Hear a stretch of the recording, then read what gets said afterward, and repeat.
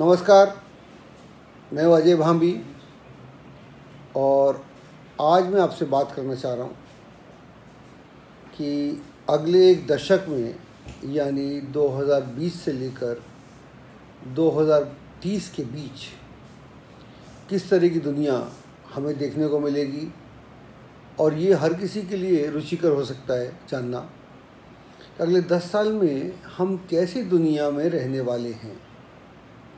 जब ये वर्ष शुरू हुआ था 2020, तब भी मैंने कुछ इस तरह की बातें की थी, भविष्यवाणी की थी। वो ऑलरेडी मेरे यूट्यूब पर है, आप चाहें तो देख सकते हैं। लेकिन वो इंग्लिश में थी, कुछ हिंदी में थी, मिक्स थी। लेकिन अब मैं यहाँ पर आपसे कुछ बातें करने वाला हूँ। हमारा ये विषय है एस्ट्रोविज़न ऑफ 2020 टू 2030।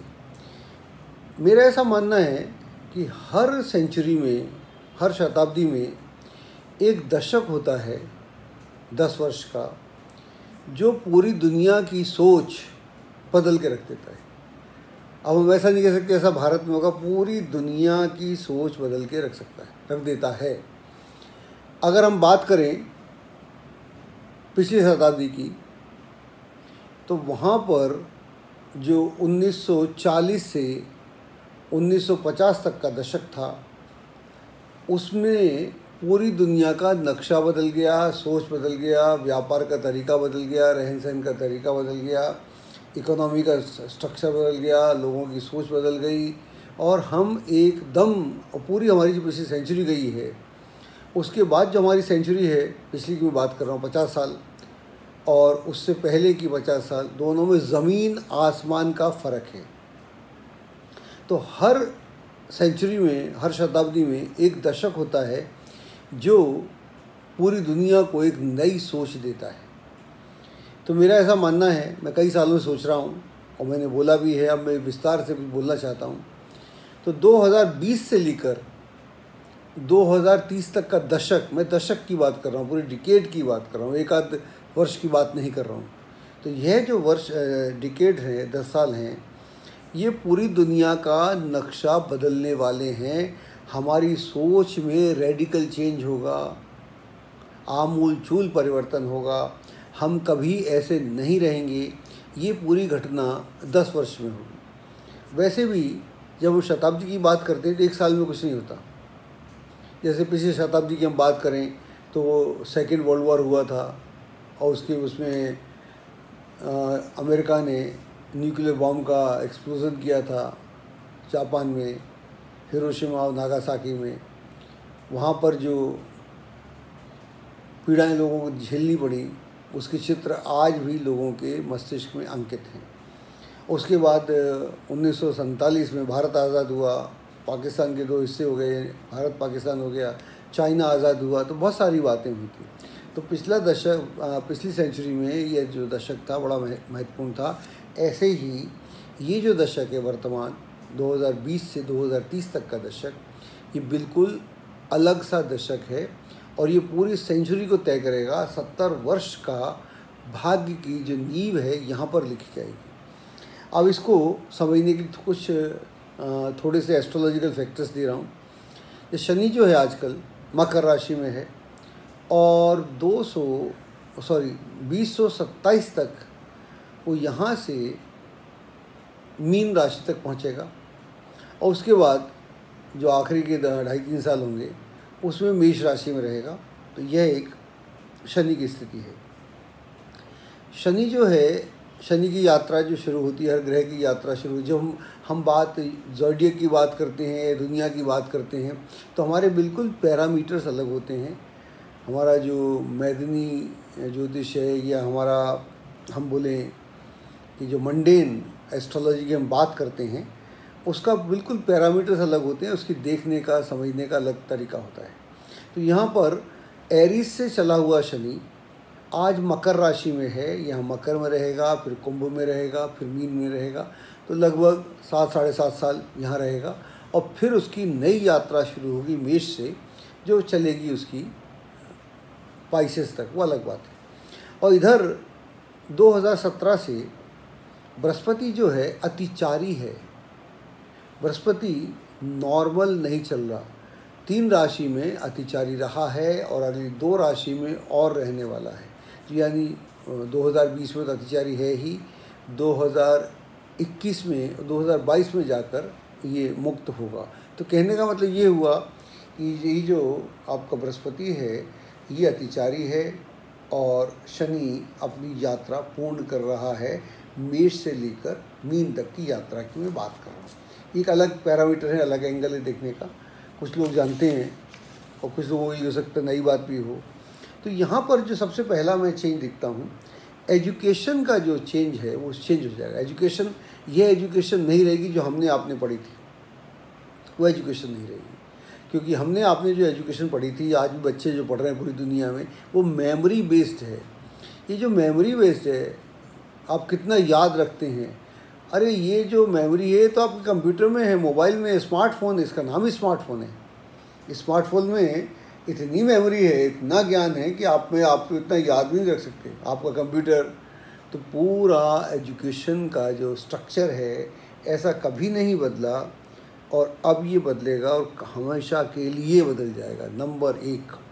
नंबर 2, जो इकोनॉमिक्स है, इकोनॉमी है, वर्ल्ड इकोनॉमी, उसका सोच का तरीका बदल जाएगा। जो इकोनॉमिक्स का ढांचा है पूरी दुनिया में, अमेरिका में जैसा है, अमेरिका में 2 वर्ग हैं, एक वर्ग में 5% लोग आते हैं, 10 भी आ सकते हैं, और बाकी 90% हैं। एक बहुत बहुत अमीर हैं, मैंने तो कई बार देखा है फ्लोरिडा में या शिकागो में या और कहीं जगह पर, उनके पास जो फार्म हाउस होते हैं जिसकी हम बात करते हैं, वहाँ से उनके प्लेन उड़ते हैं, और जो समुद्र के पास है उनके जहाज़ जाते हैं, उस जहाज़ में घूमने जाते हैं। ये घूमने के लिए बता रहा हूँ मैं आपको, मैं ऐसे लोगों से मिला भी हूँ, देखा भी हूँ। तो इतने रिच लोग हैं। एक तबका वो है, और दूसरा तबका गरीब तबका है, सुबह शाम मेहनत करता है और ऐश करता है। तो ये इकोनॉमिक्स पॉलिसीज़ जो हैं वो एकदम बदल जाएंगी। भारत में भी कुछ ऐसे ही हो गया है, कुछ वर्षों से हम देख रहे हैं कि 2 तरह के तबके हो गए। मिडिल क्लास बहुत ही पीड़ित चल रहा है। तो ये दुनिया की सोच बदलनी पड़ेगी, नंबर 2। और नंबर 3, जो हमारी मेडिकल साइंस है ये भी नई करनी पड़ेगी। अब कोविड जैसी बीमारी आती है, पूरी दुनिया में इलाज ही नहीं है, और इस दुनिया में हमेशा ही बीमारी जो है वो आपसे आगे है, और जो जितने वायरस हैं उनको भी तो जीना है, उनके लिए भी तो भगवान शिव है ना। तो भगवान शिव अगर हमारे लिए हैं तो आपके लिए भी हैं, उनके लिए भी हैं। तो अगर हम इसकी बात करें कोरोना वायरस की, तो ये हमारी बॉडी में ही जी सकता है। चमगादड़ से निकला होगा अलग बात है, सो हमारी बॉडी में जी सकता है, लेकिन हमारी बॉडी नहीं जी पाती इसलिए हम मर जाते हैं। अगर हमारी बॉडी जब जीना सीख जाएगी, मलेरिया से हम जीते हैं ना, मलेरिया में क्या दिक्कत होती है? कोई दिक्कत नहीं होती। मलेरिया से दिक्कत नहीं, डेंगू भी हम चला लेते हैं, स्वाइन फ्लू से हम जिंदा रहते हैं। इसको हम झेल नहीं पा रहे, अभी तो हमारी बॉडी तैयार नहीं है। तो ये जो कोरोना वायरस है ये भी ब्लेसिंग इन डिस्गाइज है। कल जब आदमी स्पेस में जाएगा तो वहाँ उसको अलग तरह का वातावरण मिलेगा, तो उस वातावरण में जीने के लिए इस तरह के वायरसेस को सामना करना पड़ेगा। तो अगली बात मैं ये कह रहा हूँ। एक और बात मैं कहना चाह रहा हूँ, जो ह्यूमैनिटी है, मानवता है, मानवता को भी बदलना पड़ेगा। मानवता के हमारे मापदंड अलग हैं, हम कैसे समझते हैं, क्या सोचते हैं, हमारे मापदंड में भी एक बड़ा पैरामीटर नॉर्मल नहीं है हमारे। तो यहाँ हमको पूरी ये सारे काम 1 दशक में होंगे। 2020 से लेकर 2030 तक की बात कर रहा हूँ, बहुत लंबी बात नहीं कर रहा हूँ मैं। अगला जो है, ये जो है पूरा जो हमारी अप्रोच है, भारतीय अप्रोच, सनातन अप्रोच, सनातन हमारी सोच है वासुदेव कुटुंबकम की, उसे इस दुनिया को समझना पड़ेगा। ऐसा नहीं कर सकते कि अब चीन अपने बारे में सोचेगा, अमेरिका अपने बारे में सोचेगा, भारत अपने बारे में सोचेगा। हमको एक ऐसी पैरामीटर भी तैयार करने पड़ेंगे, क्योंकि जब कोरोना आता है तो कौन बच रहा है? अमेरिका को अगर मेडिसिन चाहिए तो हमसे तो बात करता है, फिर दादागिरी भी करता है। तो ऐसी स्थिति में एक जो अभी सोच नहीं बदलनी पड़ेगी। और दूसरा जो हेल्थ है, हेल्थ अभी तक हम क्या समझते हैं?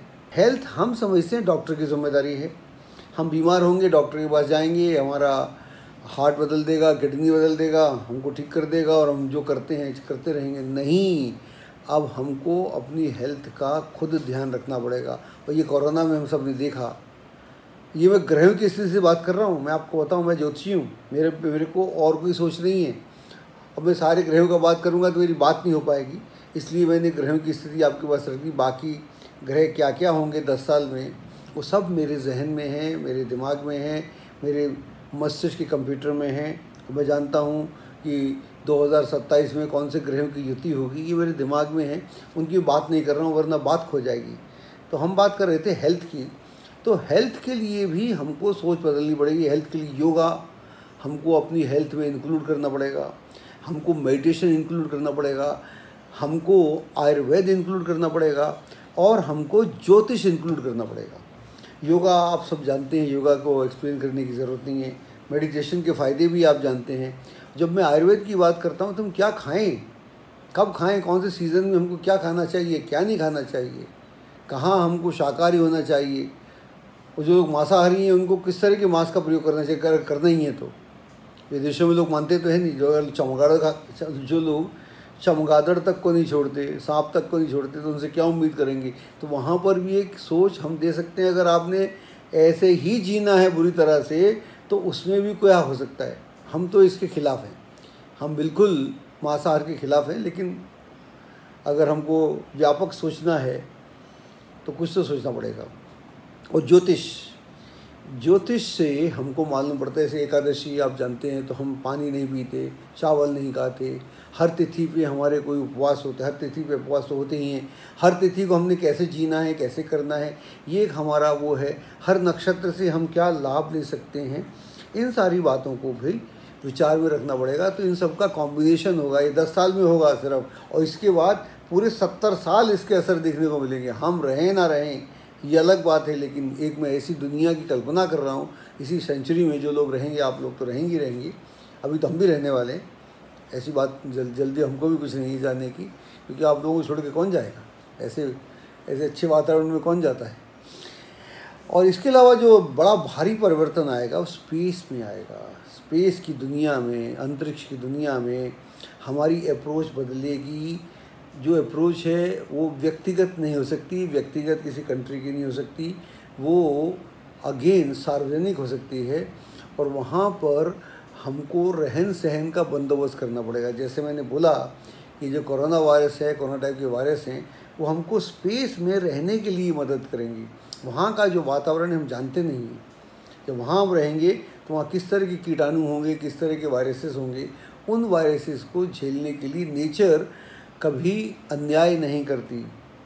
हम ही नेचर के साथ अन्याय करते हैं। और ये जो इस दुनिया में हो रहा है आजकल, कोरोना वायरस या और कुछ इतने भूकंप या और भी जो हो रहा है, ये सब आदमी की करनी है। हम सब ने नेचर का शोषण किया है, तो नेचर हमको सबक सिखा रही है।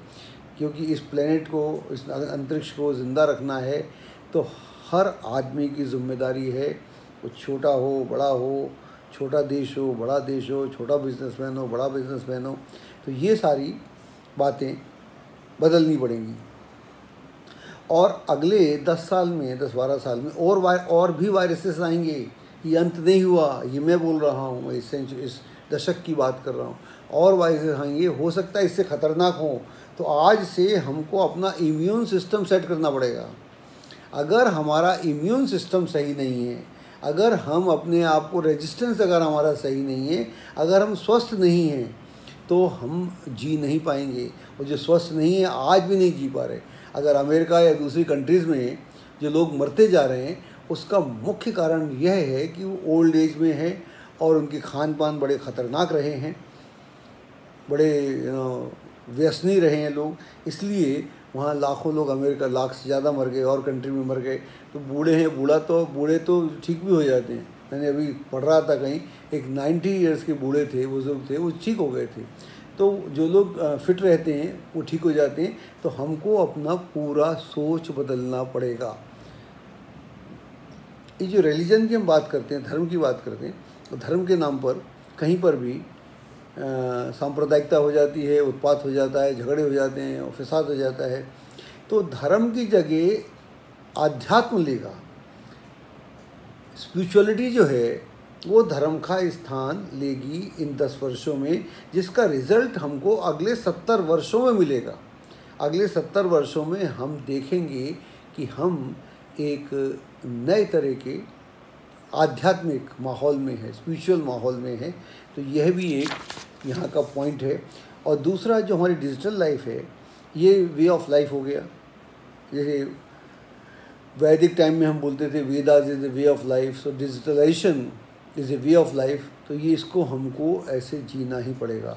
और दुनिया भर की मिलिट्री, इसमें भी आमूलचूल परिवर्तन होगा। हमारी वॉर के स्टाइल बदलेंगे, हमारा वॉर का पूरा ढांचा बदलेगा, हमारे वेपनरी बदलेंगी, और हमें करुणा के लिहाज से सोचना पड़ेगा। कंपैशन के बिना ये पृथ्वी और पृथ्वी के लोग यहाँ पर आसानी से चल नहीं पाएंगे, क्योंकि वैसे भी हम युग परिवर्तन के दौर में हैं। वो एक मेरा अलग विषय है, मैं उस पर भी बात करूँगा। हम युग परिवर्तन के दौर में हैं। मैं टेलीविज़न पे बहुत बोलता हूँ, वैसे भी बोलता हूँ, तो मैंने कहा इस बात पे मैं अलग से बात करूँगा। और स्पेस में जो रिसर्च का पूरा हमारा ताना बाना है, उसमें एक जो इंटेंसिफाई होगा और सेंसिबिलिटी आएगी। हम सेंसिबल हो जाएंगे। जैसे पृथ्वी के प्रति सेंसिबल नहीं है, हमने पहाड़ खोद दिए, नदियाँ खोद दी, हमने जो नहीं करना था वो सब कर दिया। नेचर का हमने जितना शोषण किया, हमारी कई जाति जानवरों की प्रजातियां ख़त्म कर दी हमने, उन पर ध्यान नहीं दिया हमने। तो हमारी सोच बहुत ही कातिलाना है, मैं ऐसा बोलने में मुझे कोई हिचक नहीं है।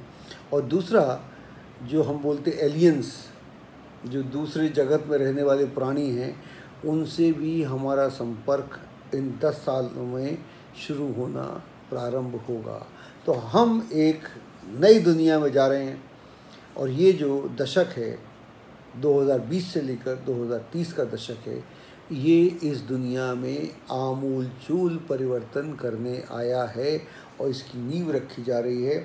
10 साल के बाद ये दुनिया ऐसी नहीं रहेगी जैसी कभी आपने देखी, हमने देखी। ऐसे ही मैं ऐसे विषय उठाऊंगा ज्योतिष में जिन पे हम अक्सर बातें नहीं करते। हम व्यक्तिगत बातें करते हैं, व्यक्ति कुंडलियाँ बहुत हो गई, राजयोग बहुत हो गए, बहुत सारे ग्रहों की बात हो गई। लेकिन जिस दुनिया में हम रह रहे हैं, उस दुनिया का क्या नक्शा होने वाला है, उसकी बात करना अति आवश्यक है। और ज्योतिषी युग दृष्टा होता है, और अगर ज्योतिषी युग दृष्टा नहीं है तो उसको ज्योतिष करने का हक भी नहीं। तो मैं समझता हूँ ये मेरी जिम्मेदारी है और मैं उस जिम्मेदारी का निर्वाह कर रहा हूँ, और मैं ऐसे विषय उठाता रहूँगा। बहुत बहुत धन्यवाद। देखते रहें अजय भांभी चैनल।